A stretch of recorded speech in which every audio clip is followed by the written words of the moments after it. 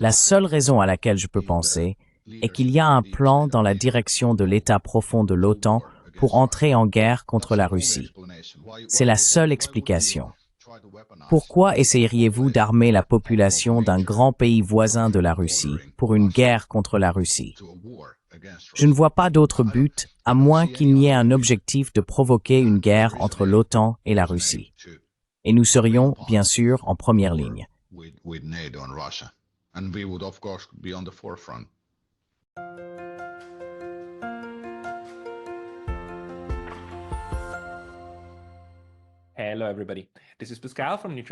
Bonjour à tous, c'est Pascal de Neutrality Studies et aujourd'hui nous allons faire une mise à jour sur la Finlande. J'ai de nouveau avec moi le professeur Tuomas Malinen, professeur associé d'économie à l'Université d'Helsinki et PDG et économiste en chef de GNS Economics, une société de conseil en macroéconomie. Tuomas a récemment écrit un fil très informatif, mais aussi très inquiétant sur Twitter X, à propos du niveau effrayant de propagande pro-guerre dans les médias finlandais. Il a mis en avant des articles de journaux qui semblent viser à faire accepter l'idée que la Finlande doit se préparer à combattre, à nouveau, une guerre avec la Russie. Des temps effrayants, mais Tuomas, bienvenue. Merci. Des temps effrayants, mais c'est agréable ici. Eh bien, heureux de vous parler parce que vous écrivez beaucoup sur Twitter, en observant également les médias finlandais. Et pour nous, non-locuteurs du finnois, c'est très précieux. Vous le faites en anglais. Et vous avez en fait montré dans un fil, je pense que c'était 13 tweets environ, combien de journaux parlent maintenant de la probabilité, de l'inévitabilité ou de la nécessité d'une guerre avec la Russie et de ce qu'il faut faire en cas de guerre. Faut où se réfugier. Et qu'en est-il des bunkers? Je veux dire, tout l'espace médiatique semble maintenant être occupé par des discussions sur non pas si, mais quand la guerre aura lieu. Pouvez-vous peut-être expliquer un peu plus ce que c'est en ce moment en Finlande?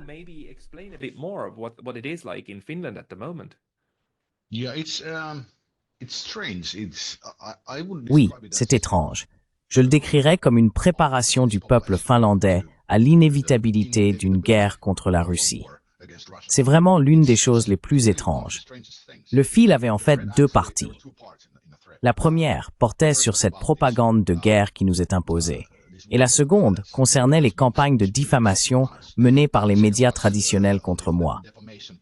Et oui, nous pourrons en parler un peu plus tard. Mais ça a été comme, eh bien, je suis en Finlande depuis 48 ans maintenant, à l'exception de 6 mois passés à New York pendant mes études à NYU. Et honnêtement, je dois dire que je n'ai jamais vu la Finlande telle qu'elle est maintenant. Les gens sont nourris. Eh bien, il n'y a vraiment pas d'autre moyen de le dire, mais de mensonges de différents angles.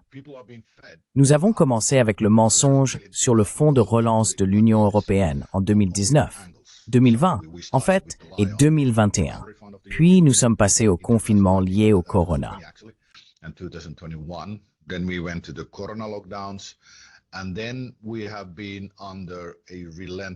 Et puis, nous avons été soumis à une propagande de guerre incessante depuis février 2022. Ce que nous avons vu, après que la Finlande est devenue membre à part entière de l'OTAN, le 4 avril 2023, c'est une sorte d'accélération de la propagande de guerre.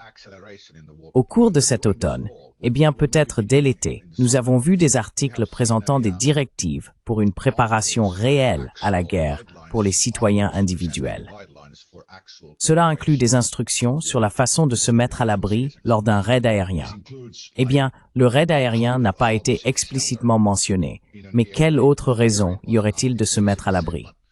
Un autre angle a été de savoir où aller quand la guerre commence, où les Finlandais seront transférés depuis Helsinki par exemple, et où vous pourriez déjà chercher refuge maintenant.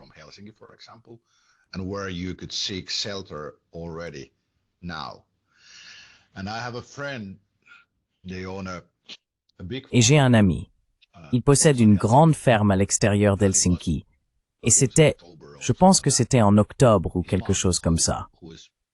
Sa mère, qui a plus de 90 ans, se souvient des 2 guerres avec la Russie, et elle a en quelque sorte donné l'ordre de nettoyer leur dépendance pour que des réfugiés d'Helsinki puissent venir vivre avec eux à nouveau.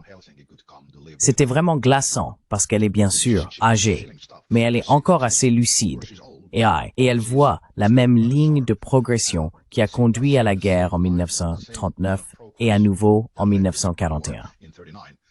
Donc, le problème que nous avons ici, en gros, nous en avons parlé pendant Noël, c'est que la plupart des personnes qui ont vu la guerre ou les guerres sont décédées ou ne sont pas en état de commenter. Donc ils sont partis. Et cette mémoire des horreurs de la guerre s'efface. Et maintenant, on nous fait croire que nous devrions entrer en guerre contre la Russie.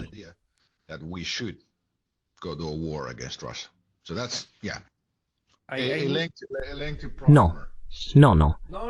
Je veux dire, je suis très inquiet à ce sujet, parce qu'il faut préparer la population.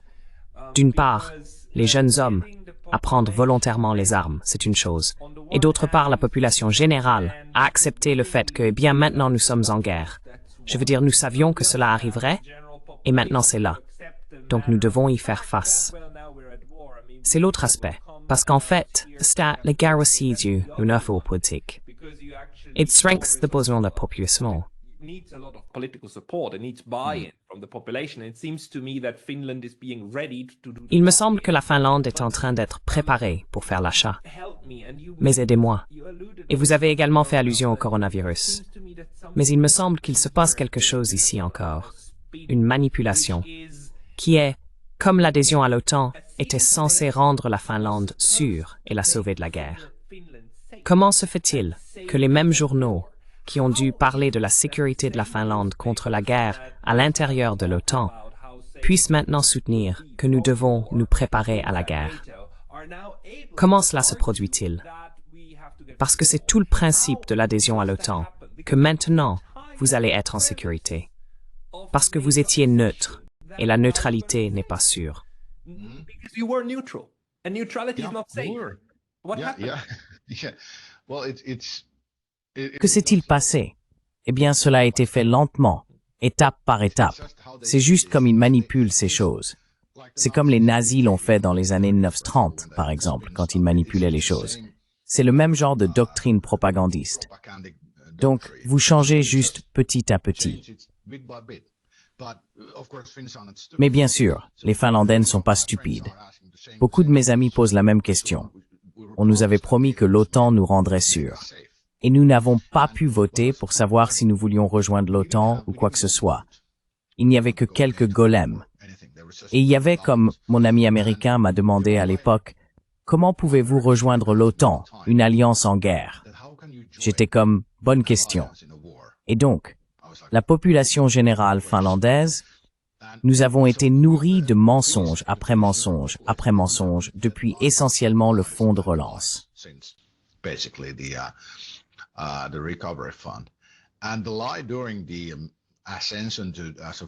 Et le mensonge, lors de l'adhésion en tant que membre à part entière de l'OTAN, était qu'il n'y a pas de guerre. L'OTAN n'est pas en guerre. Et même s'il était clair à ce moment-là que l'OTAN fournissait de l'équipement à l'Ukraine, il le niait ici. Donc, nier. Puis soudainement, ils ont diffusé des informations par morceaux, comme par petites étapes. Oh non, en fait, ceci est arrivé, ceci est arrivé, ceci est arrivé. C'est quelque chose que je ne sais pas qui l'a envisagé. C'est une sorte de technique de contrôle mental, je pense. Mais vous savez, ils ont plutôt bien réussi ici. Ils ont vraiment renversé la situation. C'est une énorme manipulation. C'est comme si vous le regardiez de l'extérieur de la Finlande. Cela semble vraiment fou. Mais ils ont réussi à le faire avec cette nation, malheureusement.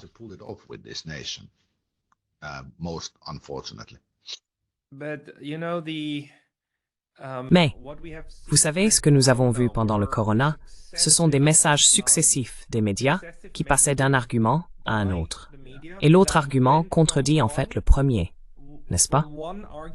Le premier, je veux dire, le plus important bien sûr, était que si vous vous faites vacciner, alors vous êtes en sécurité. Et cela a dû évoluer jusqu'à « Oh, vous devez vous faire vacciner tous les 6 mois ou tous les 12 mois pour être légèrement moins susceptible d'aller à l'hôpital. » n'est-ce pas?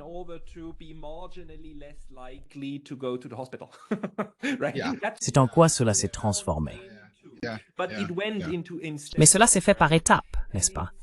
Et il me semble qu'encore une fois, nous sommes arrivés à un point où nous sommes passés de « dans l'OTAN, vous êtes en sécurité » à seuls quelques-uns d'entre nous iront mourir dans une guerre avec la Russie. Est-ce cette pente?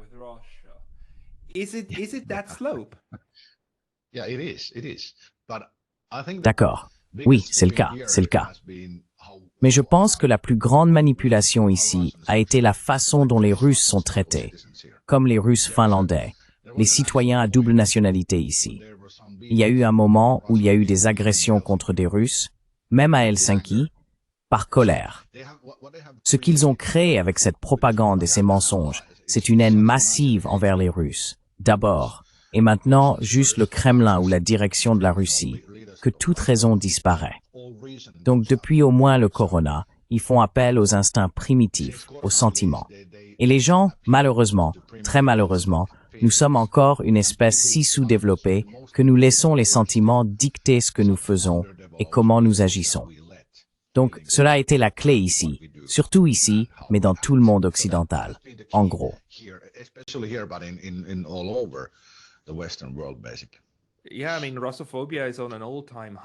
Oui, je veux dire, la russophobie est à son apogée. Il n'y a rien de plus populaire en ce moment que de détester la Russie. Cela va au-delà de la critique, parce qu'un des problèmes que nous avons actuellement est que certains secteurs, en particulier de l'aile gauche libérale, ne peuvent plus distinguer entre critique et haine. Ils les assimilent. Mais ce que nous voyons en Occident, c'est vraiment une haine pure et simple pour tout ce qui est russe. Mais la grande différence entre l'Ukraine et la Finlande, parce qu'on m'a posé cette question récemment, est pourquoi la Russie ne s'inquiète pas de la Finlande. La grande différence est qu'il n'y a pas de différends frontaliers. Et la Finlande n'a en fait pas de mini-guerre ouverte concernant les minorités russophones. Je veux dire, il y a des Russes et des russophones en Finlande, mais ils sont globalement assez intégrés, n'est-ce pas, en Finlande. Alors, y a-t-il un nouveau problème interne qui s'ouvre avec cette division?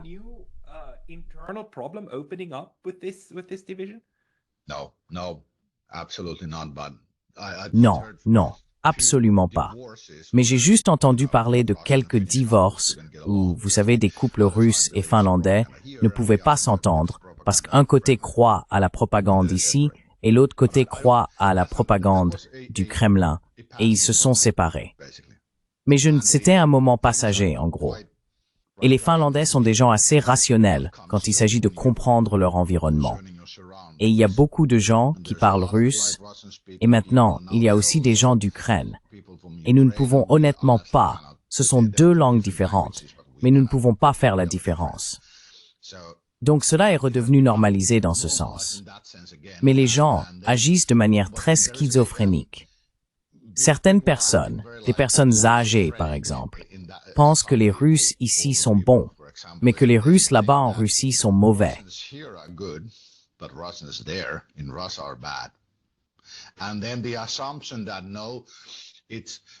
Et puis, l'hypothèse que, non, c'est comme si j'avais eu une discussion avec un parent il y a une semaine, qui ne peuvent vraiment pas changer la direction.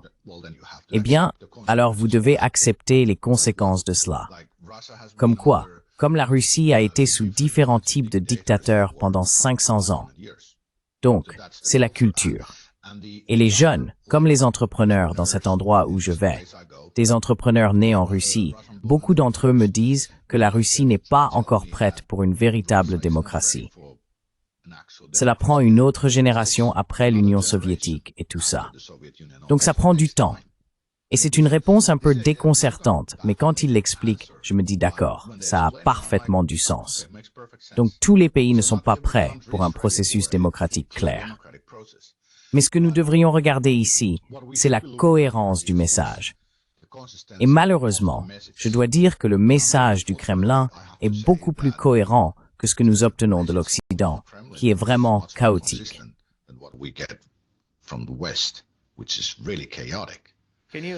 Pouvez-vous peut-être développer cela? Quelle partie du message pensez-vous être cohérente?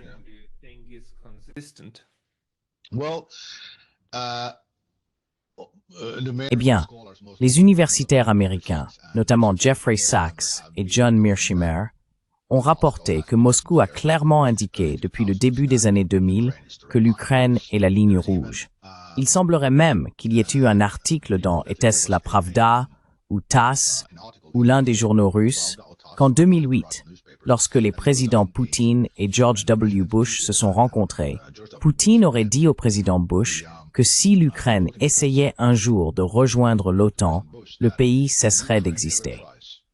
Il a donc été constant que l'Ukraine est la dernière ligne de défense en ce qui concerne la structure de sécurité recherchée par le Kremlin. Et ils ont été très constants avec ce message qu'ils ne peuvent pas accepter cela. Ils ont été flexibles avec les pays baltes et même la Géorgie dans un sens, et tous les anciens États soviétiques. Mais l'Ukraine est la ligne rouge.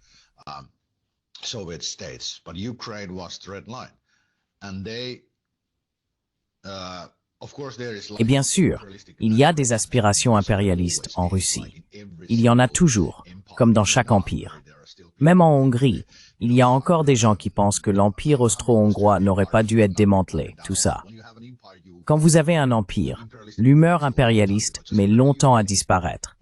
Regardez le Royaume-Uni. Vous savez, ils pensent qu'ils sont encore une superpuissance, mais ils ne le sont pas. Bref, ce sont les choses. Mais le concept de sécurité, dont la Finlande a été une partie intégrante, a été le même pour nous depuis, eh bien, je ne sais pas, 500 ans. Longtemps. Parce que la plupart des attaques ou des menaces existentielles dans les écrits historiques russes sont venues de Pologne et d'Ukraine, et une fois des pays nordiques. Ce sont les directions de menaces pour la Russie venant d'ici.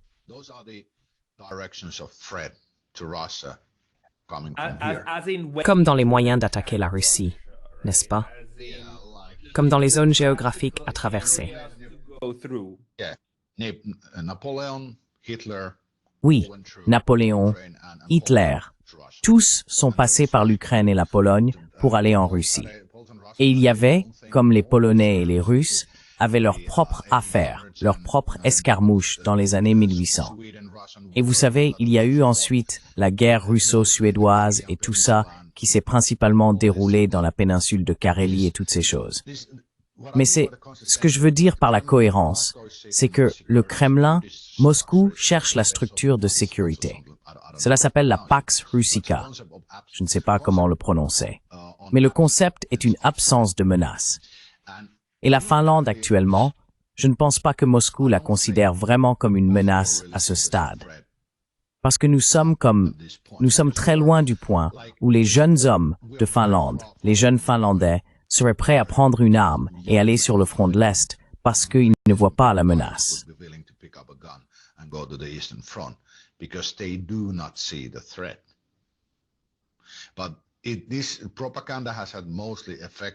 Mais cette propagande a surtout affecté les générations plus âgées qui ne vont pas partir en guerre et elles ont leurs mères et pères qui sont allés à la guerre. Donc c'est vraiment intéressant de voir comment elles réagissent ainsi. Et nous avons vu les agressions russes, d'autres guerres partout. C'est donc la chose la plus étrange. Mais à l'heure actuelle, je ne vois pas de tels signaux indiquant que les jeunes hommes seraient prêts à aller combattre une guerre contre la Russie, parce qu'ils n'y voient absolument aucun intérêt. Nous devrions donc voir une escalade massive, un faux drapeau, ou quelque chose comme ça. Parce qu'en gros, les dernières fois où j'ai parlé de cela en Finlande, pendant l'été et au début de l'automne, après la publication de ces articles, il y avait beaucoup de jeunes gars qui sont venus me voir à Helsinki et m'ont remercié d'avoir parlé de ces choses. Ils n'ont absolument aucun intérêt.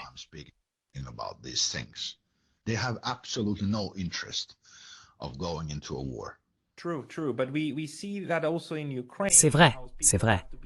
Mais nous voyons cela aussi en Ukraine. Comment les gens doivent être traînés dans la rue pour être envoyés à la guerre, n'est-ce pas? Et nous savons aussi qu'en Ukraine, même peu de temps avant, vous savez, février 2022, une majorité de personnes n'étaient pas du tout favorables à la guerre. Et il y avait une grande majorité qui voulait en fait une désescalade avec la Russie. Mais cela a été ignoré. Et la façon dont cela a fonctionné là-bas, est alors, bien sûr, en créant une situation. C'est pourquoi je pense toujours que la Russie n'aurait pas dû aller aussi loin qu'elle l'a fait en 2022. C'est comme s'assurer que ce sont les Russes qui franchissent la frontière. N'est-ce pas?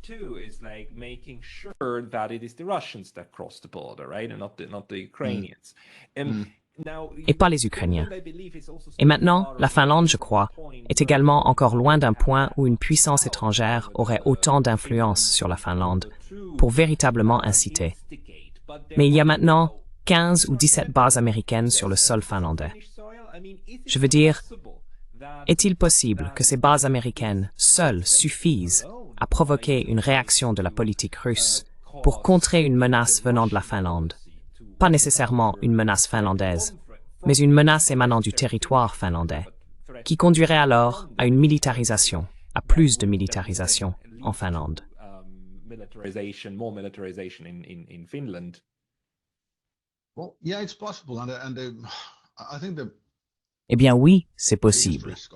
Et je pense que le plus grand risque de l'ACD, l'accord de coopération défensive avec notre gouvernement dérangé avec les États-Unis, et qui donne un levier énorme à notre système politique. Un chercheur américain m'a expliqué cela il y a peut-être 6 mois, et il m'a demandé si je comprenais que lorsque l'ACD est signé et que vous avez des bases américaines dans votre pays, les États-Unis domineront votre système politique. J'ai dit, eh bien, j'avais mes doutes, mais je ne savais pas. Il a dit que cela arriverait. Comment? Eh bien, je pense que ça fonctionne à plusieurs niveaux, mais la clé est le levier.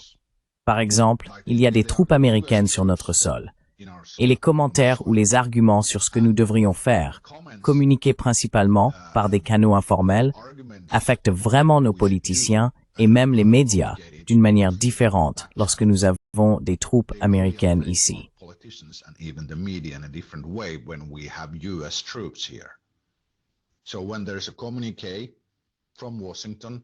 Donc, lorsqu'il y a un communiqué de Washington à notre gouvernement, ou disons à nos rédacteurs, un général ou un porte-parole ou quelqu'un appelle et dit que ces choses doivent être commentées ou non, cela se produira très probablement parce que nous avons leurs troupes sur notre sol. C'est juste comme ça que ça fonctionne. Vous avez du levier, peur essentiellement, et des troupes américaines. Il y a eu un débat animé en Finlande sur ce que les troupes américaines peuvent réellement faire ici. Mais le levier vient du fait que vous avez des troupes sur votre sol. L'une des plus grandes, sinon la plus grande, armée du monde a des bases sur votre sol. Cela affectera vos politiques. Nous avons eu des bases russes sur le sol finlandais pendant un certain temps, après le début de la guerre, et cela a vraiment affecté notre environnement politique. Donc, cela passe par le levier. Je n'ai pas la connaissance exacte de la façon dont les États-Unis utilisent leur pouvoir.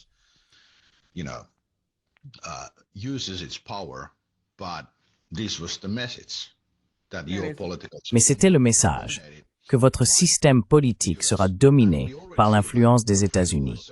Et nous le voyons déjà.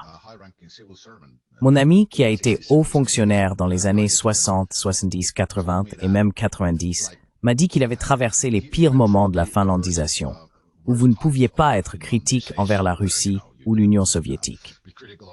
Notre presse était prétendument, ou en fait, dans la plupart des cas, sous contrôle russe, et la culture, de la façon dont nous pouvions parler ici, était également sous l'influence du Kremlin. Il m'a dit que ce n'était pas aussi mauvais, même à l'époque, donc c'est pire maintenant. Il est difficile de mettre le doigt dessus, que ce sont les choses qui se passent, mais vous le ressentez ici. Vous ressentez un changement d'humeur. Maintenant, alors que nous nous dirigeons vers la présidence de Trump, cela semble bon dans le sens où, dans le sens où il n'y a en fait aucune notion que cela est pris. Mais bon, ces choses arrivent, donc cela semble bon dans le sens où il est peu probable que quelque chose d'oppressif vienne de l'administration Trump vers la Finlande. Anything oppressive will come from the Trump administration to Finland. But if someone else would be coming to power, mais si quelqu'un d'autre arrivait au pouvoir avec un programme fort contre la Russie, je pense que nous le verrions ici assez rapidement. Quant à la politique militaire réelle du Kremlin envers la Finlande et les pays nordiques, Le président Poutine nous a déjà montré, à tous les pays nordiques, comment le problème nordique sera traité s'il y a une guerre entre la Russie et l'OTAN. Il y a eu 2 simulations de bombardement nucléaire sur Stockholm. En avons-nous parlé? Non, non. Pouvez-vous expliquer cela? When was that? What are you talking about? 2013 and Quand était-ce? De quoi parlez-vous? 2013 et 2022, fin mars. Au moins le premier, eh bien quel est le deuxième qu'ils ont eu? Il y avait une formation de, je ne sais pas, environ 4 chasseurs et 2 bombardiers. Ils ont simulé une attaque aérienne sur Stockholm et sont allés à environ 50 km à l'intérieur des eaux territoriales de la Suède, avant que les avions suédois ne puissent décoller et intercepter. Saab, oui, Saab. Ils l'ont fait en 2013 et maintenant à nouveau. Après le début de la guerre en Ukraine, la deuxième attaque aérienne a eu lieu fin mars 2022. J'ai entendu de mon ami, qui a des connexions avec la communauté du renseignement dans les pays nordiques, qu'il y avait une forte rumeur selon laquelle la Russie allait envahir Gotland, qui est la petite île au milieu de la mer Baltique.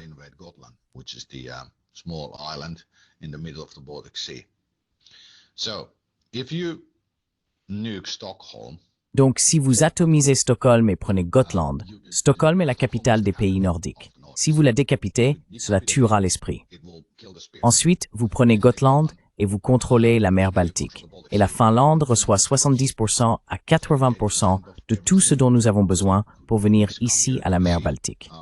Vous créez une situation où vous forcez la Finlande à négocier parce que nous ne pouvons pas soutenir notre société et notre économie longtemps si le commerce à travers la Baltique est coupé et vous forcez la Finlande à négocier. Et possiblement maintenant, atomiser Stockholm serait accompagné soit de frappes tactiques ou nucléaires de type tactique avec des ogives à faible rendement, soit avec l'Oresnik sur des cibles finlandaises.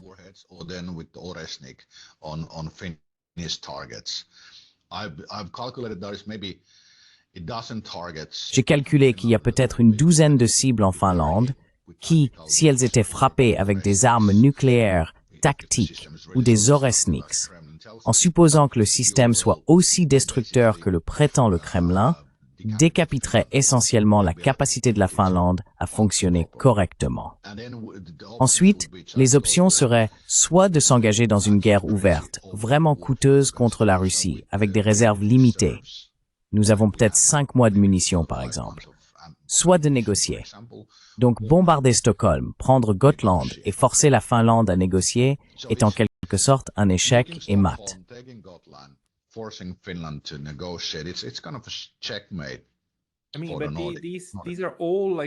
Je veux dire, ce sont tous des scénarios catastrophes horribles.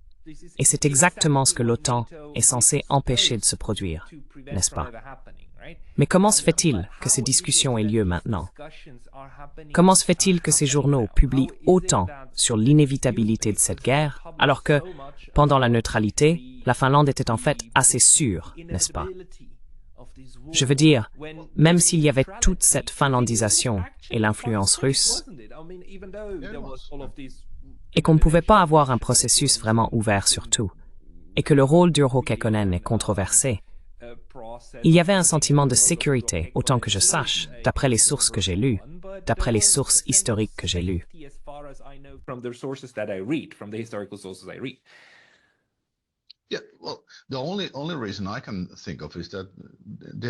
La seule raison à laquelle je peux penser est qu'il y a un plan dans la direction de l'état profond de l'OTAN pour entrer en guerre contre la Russie. C'est la seule explication. Pourquoi essayeriez-vous d'armer la population d'un grand pays voisin de la Russie pour une guerre contre la Russie? Je ne vois pas d'autre raison. Ensuite, il y a un objectif de provoquer une guerre entre l'OTAN et la Russie. Et nous serions, bien sûr, en première ligne en tant que pays de première ligne. Et vous savez, je dois mentionner que lorsque notre nouveau président, Alexander Stubb, est arrivé au pouvoir, il a en fait dit que nous, les Finlandais, devons maintenant reconnaître que nous sommes un pays de première ligne contre la Russie. Il a effectivement dit cela.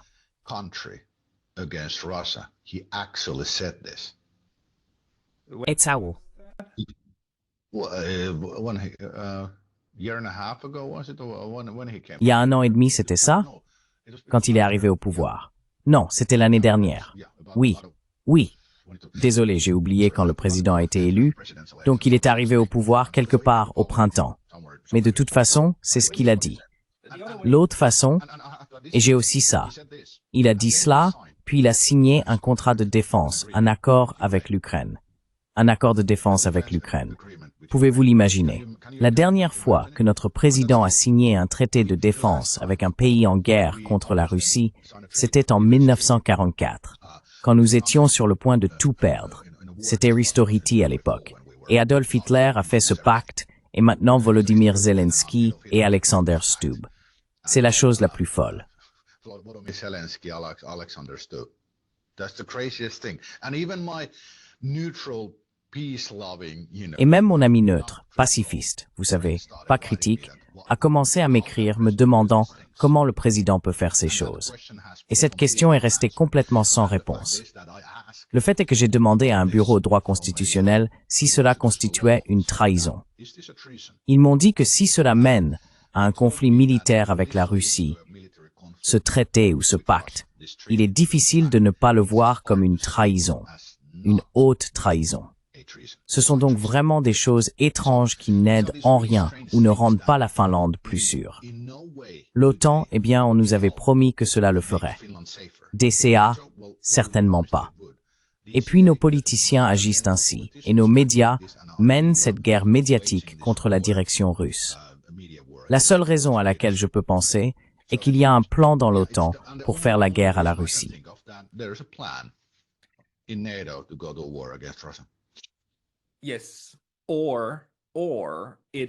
Oui, ou est-ce un cas d'une autre hystérie collective, un événement de formation de masse, où vous avez juste assez de personnes qui croient suffisamment qu'il y a une menace de la Russie, que la Russie va inévitablement envahir la Finlande. Je veux dire, est-ce que ce discours sur la menace de la Russie envers la Finlande accompagne ces articles?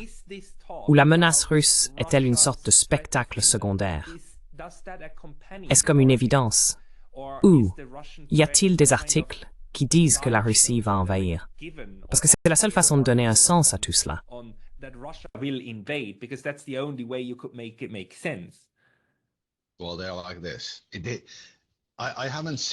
Eh bien, c'est comme ça. Je n'ai pas vu le terme « invasion » utilisé, mais la menace est en train d'être créée. Si vous regardez la société finlandaise, très peu de gens y croient réellement.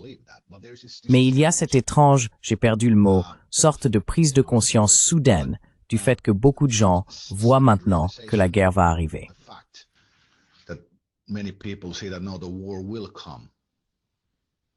Pas nécessairement la Russie, mais la guerre elle-même.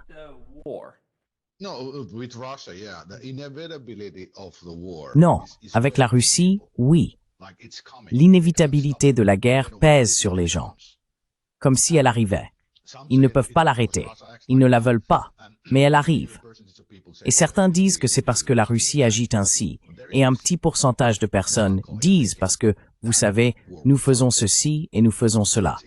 Mais il y a cette pensée mélancolique que la guerre viendra, et ce n'est pas bon. Mais cela vous dit que l'idée a été apportée de l'extérieur. Comme quand il y a eu la guerre en Géorgie, par exemple. Il y a eu une guerre. C'est tout. Et quand le premier conflit Ukraine-Russie a commencé en 2014, c'était comme, d'accord, il y avait des discussions sur le fait que ce n'était pas une bonne chose, mais rien de majeur. Tout le monde disait, non, non, c'est bien, cela ne nous concerne pas. Et maintenant, cela a été tourné de manière à ce que nous soyons en fait un pays de premier plan dans cela. Un pays en plein Chine. C'est un peu différent cette fois-ci. Y a-t-il des choses qui... Is there anything in your view that Russia could do to act Que pourrait faire la Russie pour vraiment rassurer la population finlandaise? Pensez-vous qu'il y ait quelque chose que la Russie pourrait faire en termes de diplomatie publique pour rassurer les Finlandais qu'ils ne sont pas une cible naturelle pour elle?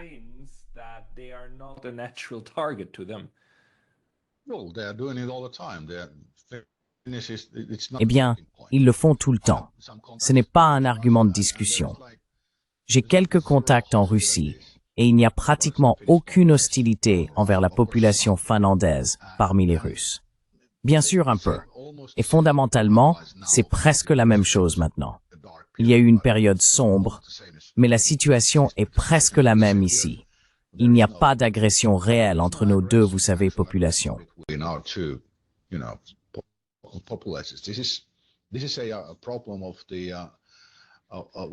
C'est un problème des dirigeants politiques. Mais le Kremlin, je pense, s'en sort bien. Ils agissent correctement. Il n'est pas question que la Finlande soit une menace. Ils disent simplement que le problème, ce sont les bases américaines, et ils réagiront en conséquence. Nous devons ajuster nos cibles de missiles et ces choses-là, et c'est à peu près tout. Le sentiment de menace vient en fait du côté de l'OTAN, essentiellement, ici, et des médias. Et c'est tout. Comme je l'ai dit, cela ressemble à un processus de conditionnement. Si je regardais les médias finlandais tous les jours, cela ne me rendrait probablement pas fou, mais cela m'exaspérerait. C'est actuellement fait pour vous briser. C'est vraiment horrible. That is very scary. That is very scary. C'est très effrayant. J'espère vraiment qu'il y a un moyen d'échapper à cela. Parce qu'il y a, en relations internationales, ces fameuses prophéties autoréalisatrices, n'est-ce pas? Si vous proclamez assez longtemps que X va se produire, alors vous ferez ce qui est nécessaire pour que X se réalise effectivement. Et il semble que la Finlande soit en train de passer par ce processus. Donc, parce que vous avez dit qu'il y a aussi le fossé générationnel, et que c'est vraiment la génération intermédiaire qui est la plus influencée par cela, que voyez-vous chez les étudiants et les jeunes générations, comme ceux de 20-25 ans et moins, en termes de leur interaction avec les médias? Parce que mon observation est que les esprits les plus critiques sont les mêmes. C'est comme les plus de 65 ans et les moins de 24 ans. Il y a une différence dans la façon dont ils perçoivent les événements mondiaux. La partie intermédiaire est un problème. There's a difference in how they perceive world events. The middle part is a problem. Yeah, you're probably right. It's just Oui, tu as probablement raison. Je n'enseigne pas en ce moment, donc je ne sais pas ce qui se passe avec les étudiants. Mais les jeunes que je vois et avec qui je parle obtiennent leurs informations principalement par différents canaux. Ce sont vraiment les générations plus âgées qui tombent dans ce piège. Certains de ma génération X aussi, mais ce sont surtout les baby boomers et certains X qui sont vraiment dedans. Les milléniaux sont généralement un désordre, qui ont maintenant plus de 30 ans. Mais tu ne ressens pas l'urgence de la menace, mais ils essaient de la créer. C'est juste, oui. Donc c'est vraiment comme ça.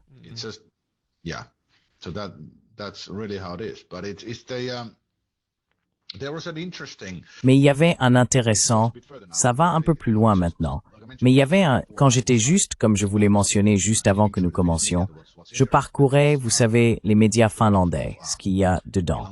Et il y avait ce rapport d'Elon Musk commentant sur un Finlandais.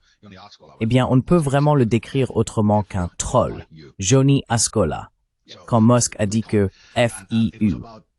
Donc, retardé. Et c'était à propos de la façon dont Musk est devenu ce diffuseur de désinformation et que l'Arrow doit agir.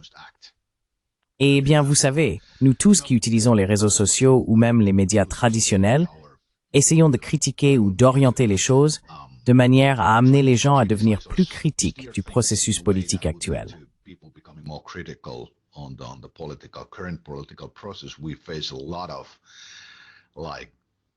Nous faisons face à beaucoup de colère, de diffamation et d'insultes.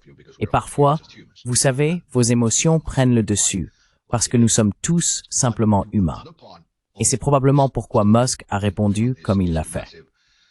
Mais l'autre partie de l'histoire en Finlande est la diffamation massive et les opérations de NAFO.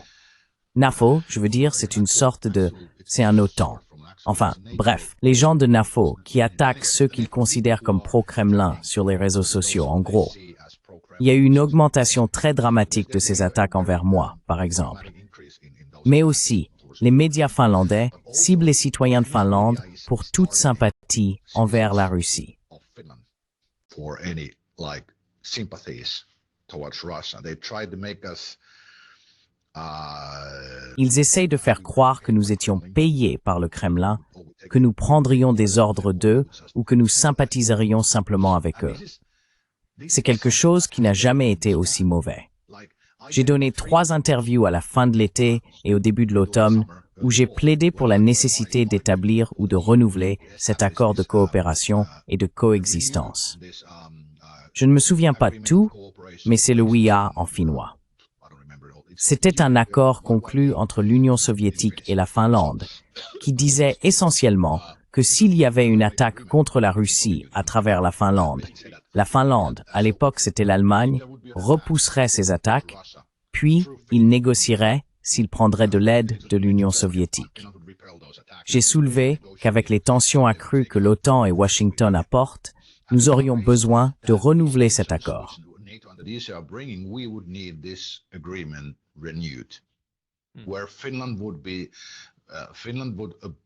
Là où se trouverait la Finlande, nous préciserions que nous accepterions de ne laisser aucune force étrangère attaquer la Russie à travers la Finlande.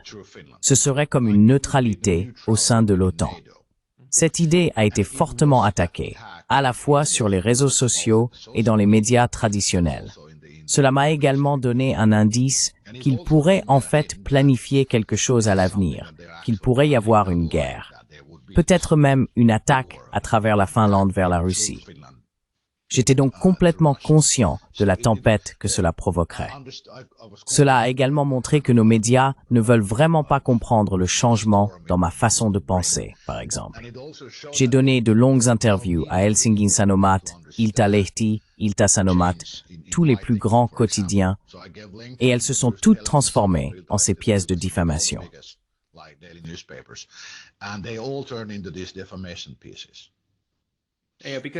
Parce qu'ils ne vous citent pas en détail. Ils choisissent simplement les morceaux qu'ils veulent pour dresser un portrait de vous, n'est-ce pas?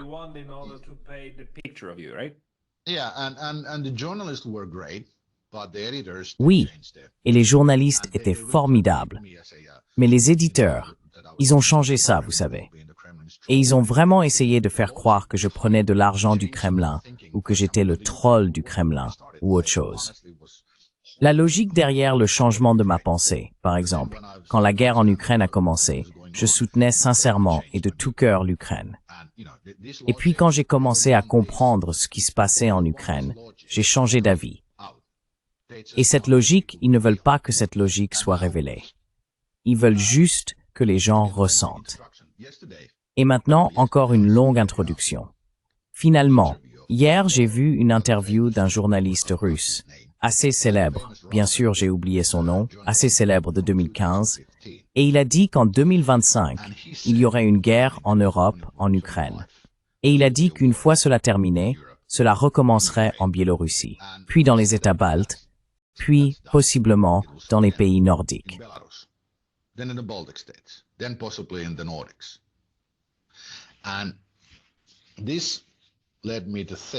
Et cela m'a amené à penser que s'il existe un état profond de l'OTAN poussant vraiment pour cette guerre, comme je le pense, et que Trump parvient à instaurer la paix en Ukraine, l'escalade ne s'arrêterait pas là.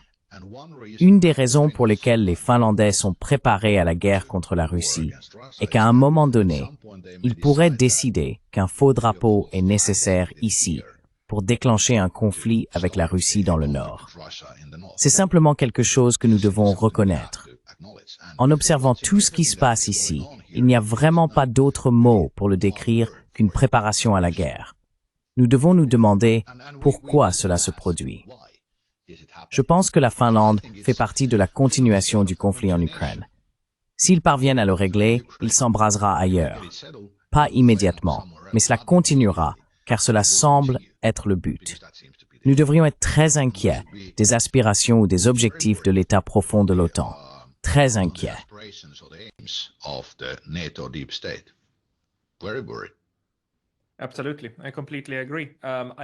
Absolument. Je suis complètement d'accord. J'aimerais pouvoir ajouter quelque chose de plus positif.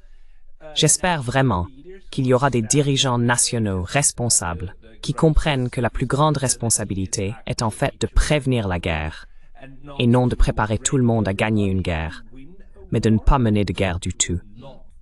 Mais nous en reparlerons. Et si des choses se présentent, faites-le moi savoir. Tuomas. Les gens devraient te trouver sur Twitter, je suppose, ou sur X. People should best find you on Twitter, I suppose, on X. X et j'aurai une newsletter sur Substack. Substack, Tuomas Malinen et Twitter, X. Les liens seront dans la description. Tout le monde. Tuomas, merci beaucoup pour votre temps aujourd'hui. Merci.